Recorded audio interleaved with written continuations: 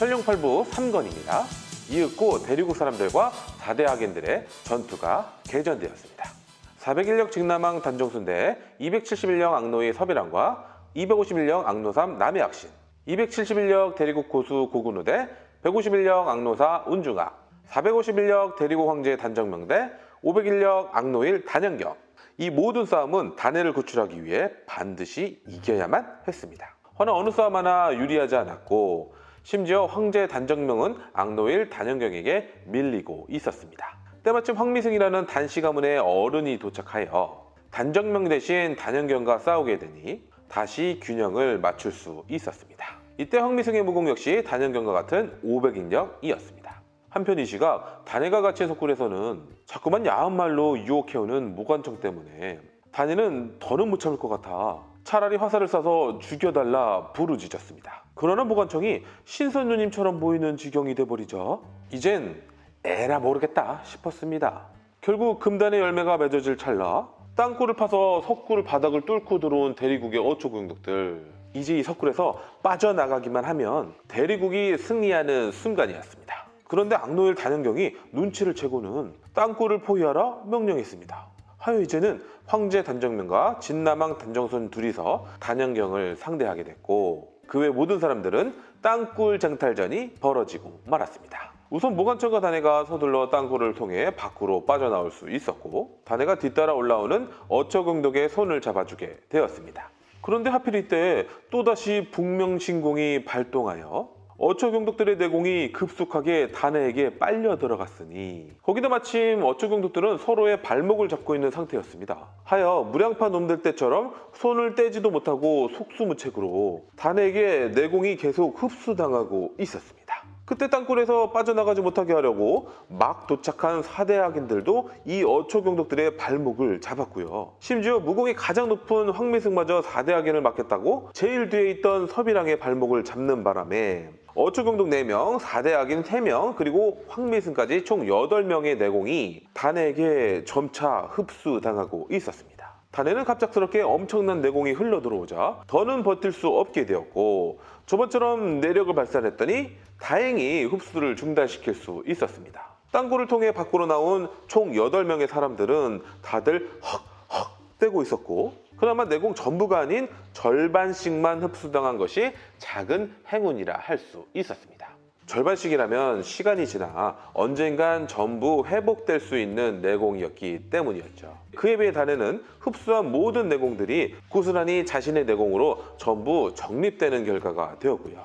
정리하면 어초경독한테 400인력 흡수, 4대 악인들한테 331력 흡수, 마지막 황미승한테 251력 흡수, 총합 981력이며 그전 내공 121력까지 합치면 단해의 내공은 1101력이 돼버렸습니다. 다시 말씀드리지만 단해의 무공은 1인력, 내공만 1100인력인 상태입니다. 내공이 절반이 사라져버린 사람들은 다들 넋이 있었고 한편으로 단해의 이 무공은 악명이 자자한 화공대법이라 의심하고 있었습니다. 단연경도 둘을 상대하기란 불가능했었고 이내 도망쳐버렸기에 대리국의 큰 승리가 분명했습니다. 다만 단해의 상태가 매우 좋지 않다는 게 문제였지만요. 단번에 엄청난 내공을 흡수한 탓이었지만 만약 북명진공을 끝까지 연마했더라면 이런 불상사는 애초에 없었을 것이었습니다. 일단 4대 악인에게 다시는 나타나지 말라고 엄포를 놓고는 단해를 데리고 궁으로 돌아오게 되었습니다. 단정명, 단정순, 황미승까지 동시에 단해의 날뛰는 내공을 잡아주자 간신히 안정되었고요. 이에 단정명이 단해에게 물었습니다.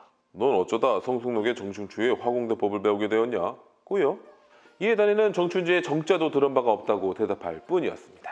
화공대법은 상대방의 내공을 제거하는 무공이었고 북명진공은 상대방의 내공을 흡수하는 무공이었습니다. 사건이 일단락되자 무관청이 단정순에게 쌀쌀 맞은 말투로 말하길 간부부가 당신께 이 목함을 주라고 했어요 라며 목함 하나를 건넸습니다. 단정순이 받아 열어보니 16년 전 어쩌고 저쩌고 하면서 15세 소녀 종룡의 사주가 적혀있는 종이가 있었습니다. 이럴 수가?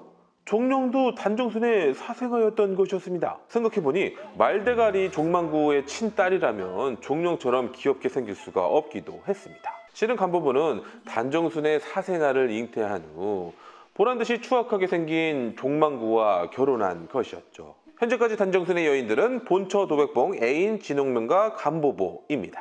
옆에서 지켜보던 도백봉이 크게 노였던 건 당연한 수순이었고요. 이제 보니 단정순의 바람기 때문에 도백봉이 출가하여 비구니가 됐던 거라 추측이 됩니다. 방으로 돌아온 단에는 다시 내공이 튈 줄 모르니 품속에서 북명신공과 능파미보 책을 꺼내 제대로 연마해볼 참이었습니다.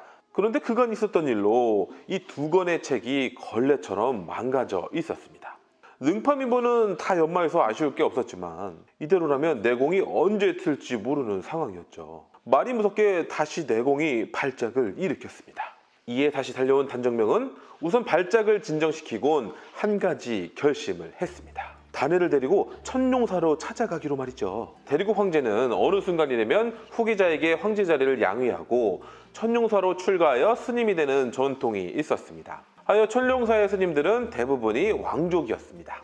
무공 역시 매우 고강한 자들이었고요. 천룡사에 도착하여 단해를 인사시켰습니다. 그리고 단해의 사정을 말한 뒤 단해의 병을 고쳐달라 부탁했습니다. 그런데 천룡사의 주지스님이 이렇게 말했습니다. 천룡사에 제대 위기가 찾아왔거늘 어린아이 하나 때문에 내공을 소모해야겠느냐? 라고요. 알고 보니 천룡사의 편지가 하나 도착했는데 내용인즉 토봉국이라는 한 나라의 국사로 있는 대륜명왕 구마지란 자가 천룡사의 육맥신검 무공서를 내놓으라는 내용이었습니다. 친구인 고소모용 씨 모형박에 묘 앞에서 태워 한을 풀어주고 싶다는 말도 안 되는 이유를 대면서 말이죠. 하여 주지스님이 다시 말하길 단정면 너도 어서 출가하여 육맥신검을 연마해서 같이 구마지를 상대하자고 했습니다. 이에 단정명은 단번에 알겠다고 하며 황제 자리는 단정순에게 양해하겠다고 선포하고 그 자리에서 즉시 머리를 깎고 출가를 해버렸습니다. 육맥신검이란 대류국 단시의 전통 무공 중에서도 천룡사에 출가한 사람만 배울 수 있는 무공이었습니다. 또한 육맥신검은 대류국 단시의 일양지 무공 상위 버전이라 할 수 있었는데 일양지는 손가락 끝에서 기가 발사되는 무공이라면 육맥신검은 손가락 끝에서 기가 검처럼 뻗어나와 모든 베어버리고 찔러버리는 무공이었습니다. 거기다 일양지는 한 손가락뿐이었지만 육맥신검은 6손가락에서 동시에 검기가 발휘되는 김영소설 무공 중 가장 강하고 화려한 무공이라 할 수 있었습니다. 다만 내공이 심오한 자들만이 연마할 수 있었는데 천룡사에 있는 모든 스님들과 심지어 단정명마저 육맥신검 중 한 개의 검기만 발휘해도 엄청난 결과라 할 수 있었습니다. 이내 육맥신검을 연마하는 단정명이었고 그 옆에서 단해는 백부가 연마하는 모습을 지켜보고 있었습니다. 그런데 엉뚱하게도 초집중해서 연마하고 있는 단정명보다 옆에서 구경하던 단해가 육맥신검을 단번에 깨닫고 말았으니 이는 400인력 단정명과 1100인력 단해의 내공 차이라 할 수 있었습니다. 그리고 드디어 구마지가 천룡사에 도착을 했습니다. 한나라의 국사로서 예의를 잔뜩 차리고 들어서긴 했지만 애초부터 불순한 야심으로 가득 찬 자였기에 곱게 보일 리가 없었습니다. 그러면서 한다는 소리가 육맥신검을 주신다면 소림사에 72가지 무공절기를 주겠다고 했습니다. 원래 소림사는 72개 무공절기가 있었고 이 모두를 연마한 사람은 소림사를 창시한 달마대사밖에 없기도 했습니다. 그 후로 가장 뛰어난 자도 24개의 절기만 연마했을 뿐 72개 중 절반도 채 연마한 사람은 단 한 명도 없었습니다. 그런데 구마지란 자는 어떻게 72가지 무공절기를 구했을까요? 심지어 72가지 무공절기를 모두 연마했다고 말하며 72가지 무공절기 파해법까지 알고 있다고 하니 구마지의 무공은 얼마나 높다는 것일까요? 그러자 천룡사 주지스님이 사제에게 말했습니다. 네가 앞으로 100년을 더 산다고 하면 일양지의 최고경지의 무공을 배울 수 있겠느냐? 결코 불가능하옵니다. 우리가 일양지조차 완전하게 연성하지 못하는데 다른 무학을 배워서 무엇에 쓰겠느냐? 이 말인즉 72가지 절기가 아니라 720가지 절기를 가져와도 필요 없다는 뜻이었습니다. 이내 구마지는 길게 탄식을 하더니 무공을 쓰기 시작했습니다. 하여 육맥신검을 연마하고 있는 단정명을 제외한 5명의 천룡사 스님들과 구마지의 싸움이 시작되고 말았습니다. 처음에는 2명만이 육맥신검으로 구마지를 대적했는데 이 2명 역시도 육맥신검 중 1개의 검기만을 발휘할 수 있었기에 결국 2개의 검기 대 구마지의 대결이라 할 수 있었습니다. 구마지는 화염도라는 화염검기로 육맥신검의 검기를 대적할 수 있었고 시간이 지나자 2개의 육맥신검으로는 구마지를 상대할 수 없는 지경이 되고 말았습니다. 그러자 이제 5명 모두가 육맥신검으로 구마지와 대적하게 된 형태였습니다. 그럼에도 구마지의 화염도는 더욱 위협적으로 공격을 가속화했습니다. 가까스로 주지스님이 육맥신검의 1개의 검기가 아닌 2개의 검기가 발휘되자 총 6개의 검기가 되었고 그제야 구마지에게 가벼운 상처를 남길 수가 있었습니다. 즉 단정명이 어서 육맥신검을 연마하기만 하면 지속적인 6개의 검기로 싸워볼만 하다는 얘기였죠. 구마지의 가벼운 부상으로 잠시 멈춰졌던 싸움이 이대로 끝나길 바랬건만 구마지는 다시 무공을 끌어올려 공격해 들어오는 거였습니다. 천룡사의 존패 그리고 육맥신검의 건보를 과연 지켜낼 수 있을까요? 이렇게 천룡팔부 3권이 끝났습니다.